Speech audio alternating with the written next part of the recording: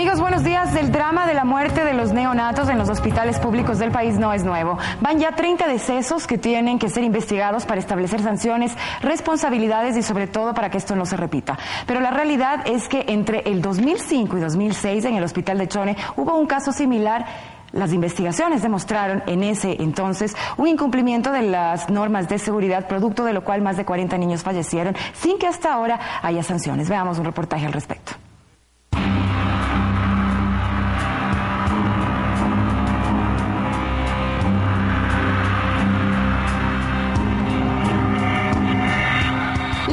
De 11 neonatos en el Hospital Francisco de Icaza Bustamante en Guayaquil y de 19 en el Isidro Ayora de Loja reactivó nuevamente las alarmas. El probable incumplimiento de las normas de bioseguridad habría sido la causa de varios decesos. Pero más allá de la coyuntura, la problemática no es nueva.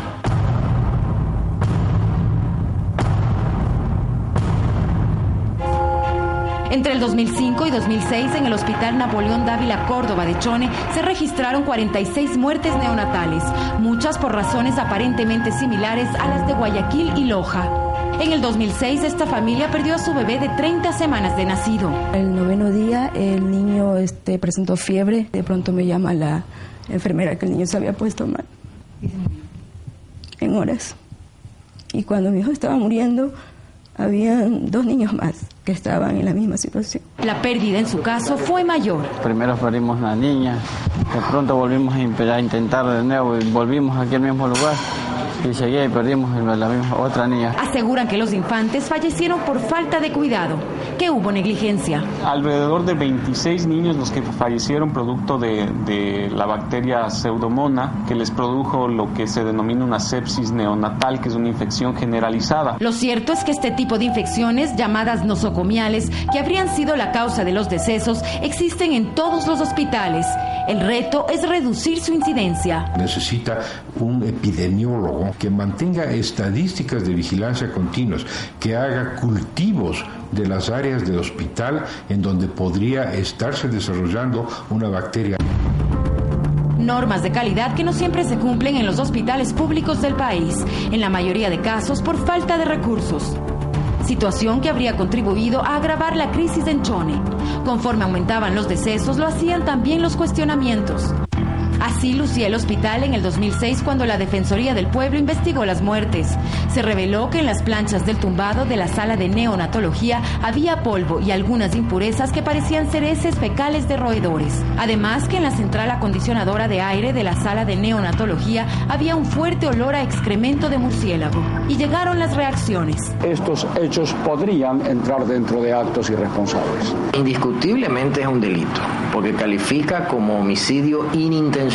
En las conclusiones del informe de la Defensoría responsabilizó a 8 funcionarios, entre médicos y administradores, como autores y cómplices, y sugirió indemnizar a las víctimas, pero poco se hizo. Las personas que habían sido señaladas en un inicio están todas trabajando en la institución. Y es que en el 2007 la Corte Superior de Justicia emitió un auto de sobreseimiento provisional a favor de los imputados. Por no haber realizado autopsias, no es necesario practicar una autopsia cuando los ductos estaban llenos de excrementos, cuando las termocunas estaban dañadas. Ante este fallo se presentó una demanda en la Corte Interamericana de Derechos Humanos, que si determina responsabilidad podría costarle al Estado varios millones de dólares. Pueden hacer demandas de gran cuantía contra el Estado ecuatoriano por estos actos y el Estado va a estar obligado a indemnizar a estas familias. De lo que se trata es de que no ocurra más algo que no es nuevo en Ecuador. Se pide justicia. Queremos que esto quede asentado un precedente y que no vuelva a pasar. Mira, ha vuelto a pasar en Guayaquil y seguirá pasando si esto no se le pone un fin. Marcela Holguín, 24 horas. Bueno, como lo dijo el mismo Alexis Mera, el Estado ecuatoriano tiene una responsabilidad en este asunto y debería responder. Y pues también debería responder y explicarnos por qué vuelven a suceder estas cosas con semejantes antecedentes. Marcela, gracias por estar aquí. También saludamos al doctor Bernardo Sandoval, decano de la Facultad de Ciencias Médicas de la Universidad Internacional. Mi primera pregunta es, ¿estas cosas se pueden prevenir? Porque lo primero que se ha dicho es que en una sala de neonatología es normal que se mueran los niños. La sepsis neonatal es una realidad en cualquier país del mundo. En los países en vías de desarrollo, evidentemente, es un problema mucho mayor desde el punto de vista estadístico. Aproximadamente el 3 a 5% de los neonatos en los países subdesarrollados muere por sepsis neonatal, lo que contrasta con el 0.6 a 1% en los países, mejor dicho, no mueren, sino tienen sepsis neonatal, que contrasta con el 0.6 a 1% en los países desarrollados. Entonces, la diferencia está en la cuantía, pero de que el problema existe en todo el mundo, evidentemente lo hay.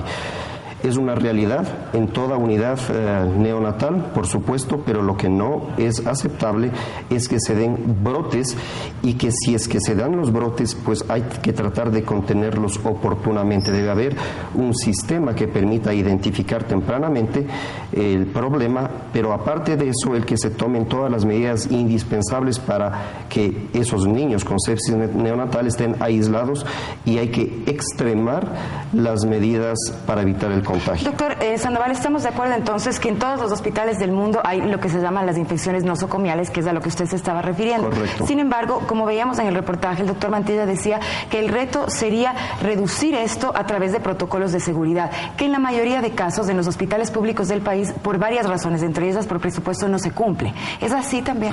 Pues yo no sé si es que no haya. Yo creo que la mayoría de hospitales, si no todos, deben tener sus protocolos. Yo he traído un protocolo. Quizá no son tan rígidos. Probablemente sean muy rígidos. Lo más probable es que no se cumpla. Esa es la verdad. O sea, que estén en el papel. Exactamente. Pero que del papel a la práctica, por recursos, por falta de personal, no se cumplen. O sea, por ejemplo, ¿cómo califica usted el hecho de que en el hospital de Chone se haya determinado que existía excremento de ratón o de roedor o de murciélago en los ductos de aire y también en el techo? Eso no puede suceder en una sala de neonatología en donde hay pacientes de extremo riesgo. Así es. Es parte de una realidad terrible del Ecuador, que es el subdesarrollo en diversas áreas, y la salud no es la excepción. Pero a lo que voy es, o sea, que haya excremento de roedor es porque jamás han limpiado, pero ni una vez en todo el año. Así es, absolutamente así es, y eso es condenable desde todo punto de vista. En ese caso particular, si es que hay que asignarle responsabilidad a alguien, obviamente no se le puede asignar esto al ministro de Salud o al presidente de la República.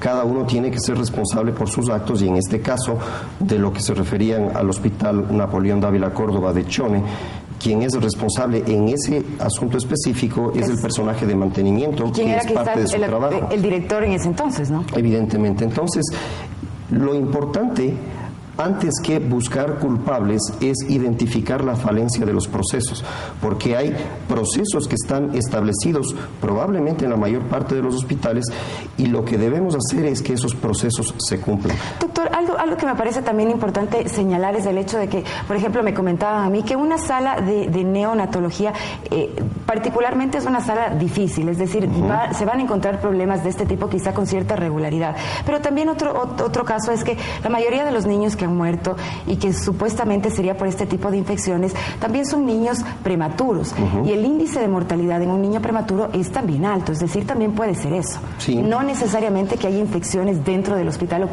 o que la muerte esté directamente relacionada con eso. Generalmente los problemas están asociados. Un neonato prematuro es un ser que tiene una dificultad inmunológica evidente, entonces está expuesto a cualquier tipo de infección. Por eso es que las infecciones son tan prevalentes en este grupo de edad.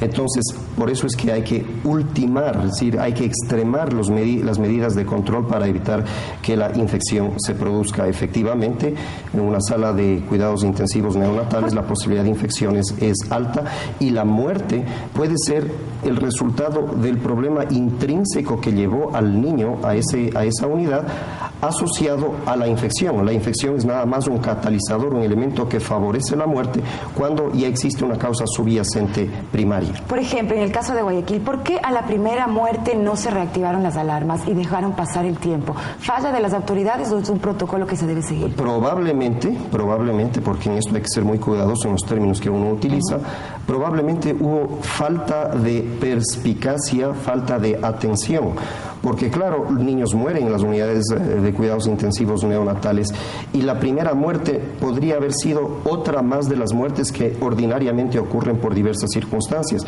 El momento que se establece una asociación de 2 o 3 muertes, entonces ahí sí, si es que esto contradice con la estadística de mortalidad en una unidad de cuidados intensivos neonatales, debía haberse implementado mecanismos que permitan asegurar que esto no se multiplique. Doctor, para tener más claridad, en una sala de neonatología donde llegan en su mayoría niños prematuros, es normal que haya un nivel de mortalidad por la crisis, el estado crítico en el que llegan estos niños. Pero no es normal que 11 niños o 26 niños en otro hospital en Loja mueran por la misma causa. Claro, eso no es normal, evidentemente no es normal. Y justamente ello habla de las dificultades naturales que lamentablemente enfrentamos en el sistema de salud pública del Ecuador. Evidentemente, un sistema que está muy por debajo de los estándares de calidad de los países desarrollados. No es normal, categóricamente no es normal. ¿Se debería tomar en cuenta, por ejemplo, las tasas de mortalidad neonatal? En la investigación a mí me decían, por ejemplo, que la media internacional es 20 por 1000. El Hospital del Niño de Guayaquil, de Casa Bustamante, el índice, la tasa en este caso de mortalidad es del 17,6%. Por ejemplo, la del Hospital de Puerto Viejo es del 2,7%. O sea, lo normal es 20 por 1000 y ahí hay 17 por cada 100 en un caso y 12 por cada 100 en el otro caso. 2,7 por cada 100 en el otro caso. Es decir, la diferencia es abismal. Esto no debería también ser un motivo de investigación, claro, de alarma. Pero la situación es que hay que ser muy objetivos en este análisis porque hay que comparar peras con peras y manzanas con manzanas.